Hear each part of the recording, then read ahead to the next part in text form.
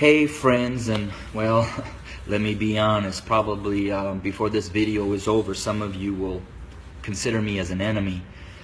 But I wanted to share a couple minutes about my thoughts, not only on the tragedies that we have been experiencing over these past months, and especially these last couple of days with the shootings of our black men, but what I'm coming to learn over my 23-year journey of being a white man, living and ministering amongst my black family here in several inner cities of Chicago. And I'm going to speak very black and white because, let's be honest, it's a black and white issue. I want to take you to the book of Exodus, chapter 1, and I wanted to share a little bit of what took place prior to the rise of Moses. When I read that, it talked about that the Pharaoh became concerned and very fearful that the Hebrew slaves were growing in number and in power. So in order to maintain their oppression, he put upon them great labor. He put upon the Hebrew slaves cruelty to keep them down. However, they still grew. And so he brought together some midwives, and he instructed them that when a Hebrew boy was born, kill him. Well, these midwives did not follow, and the Hebrew slaves continued to grow. Eventually, the Pharaoh became so hatred and towards those Hebrew slaves that he made a decree. He put out an order that male baby boy Hebrew slaves were to be killed by casting them into the Nile River. Let's look at America. We brought blacks into this country as slaves. We never intended them to be anything other than a slave. But they began to grow in number and in power, and eventually they fought their way to some freedom. So we became even more cruel. And to keep our black Americans down, we lynched. But yet they rose. So then we used the welfare system, the criminal justice system, to keep them down, to contain them, to destroy them. But yet they rose, and they're rising. Then we built prisons and jails to hold them. Yet they rose. And so now we are doing exactly what the Pharaoh did at the end, sending out a decree: kill them.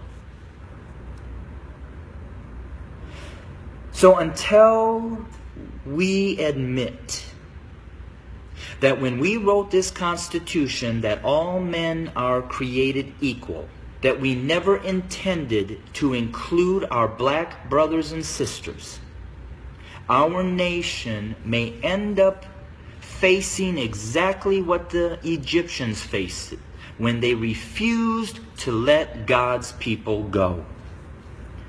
So I'm going to say this to my white fellow Americans, that the bloodshed that is on its way is not on the hands of our fellow black Americans, but is on our hands.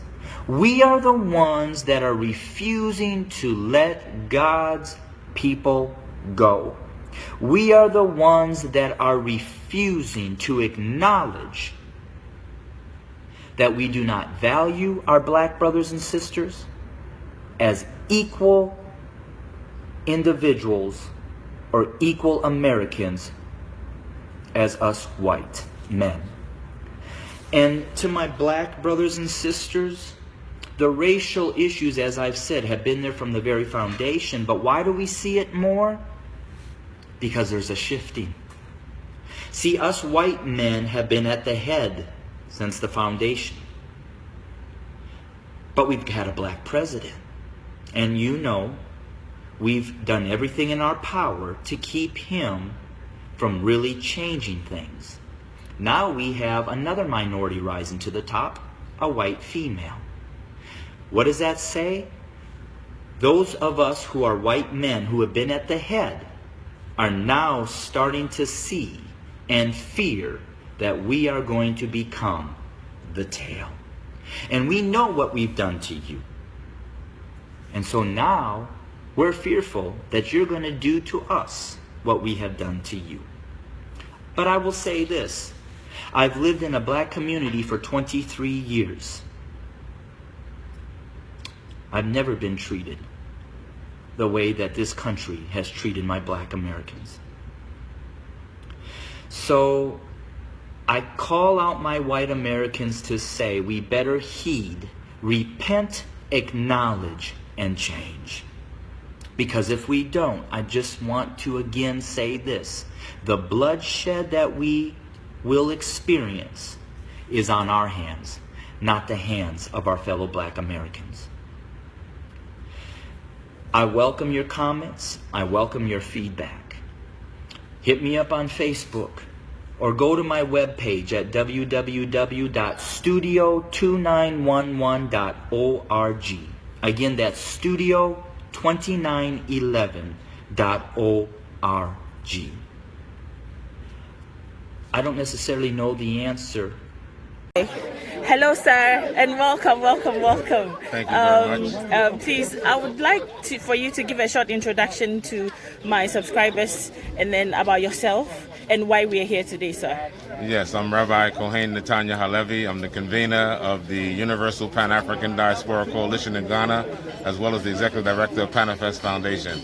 And we are here today to raise our voice in solidarity with all our brothers and sisters that are in the United States of America and every state and city who are expressing their rage over the recent death of George Floyd and the deaths that have been taking place over 400 years of African lives not valuing and not mattering in America. And we have celebrated 400 years in Ghana as the year of return, and we are saying enough is enough, and that chapter and that narrative must end. And we must begin a new narrative that every African must stand up for the pride and dignity of Africans anywhere in the world that we see that dignity is being violated. And so we would not sit back nor sit down here in Africa and allow our brothers and sisters to think that they are alone in that struggle. They are not alone. And Africa recognized the cries of her sons and daughters from the womb, from where they were born. And that womb is crying out that our sons and daughters must be respected, Africa must be respected, and Africa is on the rise. Thank you very much, sir. I would also like to ask you, do you feel like you are quite supported by the local Ghanaians? Did you feel the turnout today? Well, this was a limited turnout because of the social distancing, and we were not advocating for a large crowd or a rally. Okay. So the numbers that we advocated have been superseded, and that we are satisfied with the expression that we had here today, but we know there's more work to be done. Many Ghanaians have felt the pain and have expressed the pain, and we've been hearing and seeing it on social media, and so we appreciate that. We are one African people. One Africa. So there's no African nation that struggled for their independence without Africans in the diaspora assisting in that struggle and protesting all over the world that Africa must be free. Yes. And so we are happy to see that Africans on the African continent are saying Africans must be free in the diaspora as well. Eli, Rabbi, if you look at the United States, Atlanta, Philadelphia, Georgia, and all of that, there has been about 10 or a dozen cities that has been put under curfew. And because of rioting, and we have seen that a couple of people who are possibly not part of the protest are coming into this protest and causing riots and kind of interfering with the protest for justice. So how does our people move forward in this protest so that we are keeping up the pressure, but we are also achieving the goals that we set for this protest? Well, we have to remain diligent and focused on what our goals are. and set them out so we all understand that. We know that they are agent provocateurs and people who have come in our midst with their own agenda, and we must seek to weed them out so we remain disciplined and focused in our struggle to have our legitimate issues addressed without being diverted. Okay, so Rabbi, finally I would like to ask, flight or fight? Fight or flight? All options on the table. Yeah. All options on the All table. options on the table. People. Freedom. Thank you so Freedom. much, Rabbi. Freedom by any means necessary. Yes, by any means necessary. We are so grateful and would like to stay in touch with you. Thank you so much for your time, sir. Really appreciate it. Thank you Have very a much. fantastic day, sir. Thank you. Hey. Hi. Melanated goddess, how are you? I'm good. Great. So tell us about a bit about yourself. I'm Mercy. Okay. Mercy Colley. Okay. Ghanaian. Okay. Proud Ghanaian. From actually. Ghanaian. Yeah. What else can I say? Yeah, of course. And why are we here today? So we've been hearing of this thing going on in the States, the white supremacy, the white feeling that they are superior over African Americans. So based on what we saw, we feel like we should act and let our fellow African Americans know that we are with them. In solidarity. Yeah. Wow, wow. So how did you find the protest today? It was great. I mean, I didn't think I was going to see a lot of people here. And looking at the number that came out, I mean, it's good based on the thing that we have going, Corona going on, and social distancing. I think the number that came out was great. It was impressive. Yeah. All right. So do you think without the coronavirus and social distancing, we would have seen a powerful number of people here? Yeah. Okay. Yeah. Great, great. How did you hear about this protest? So a friend of mine actually sent me the link to look it up this morning. I actually slept at 5. Wow. And I woke up at 7 to see this message. And I was like, yo, I'm not going to sleep again. I have to come here. You have to be here. Yeah. Wow, this is amazing. Yep. I also got the information just this morning, and I tried to make my way here. So I'm sure if this had had more publicity, Ghanaians would have been here in their numbers Very true. to Very support. true. Very Thank true. you so much, darling, You're welcome. and have an amazing day.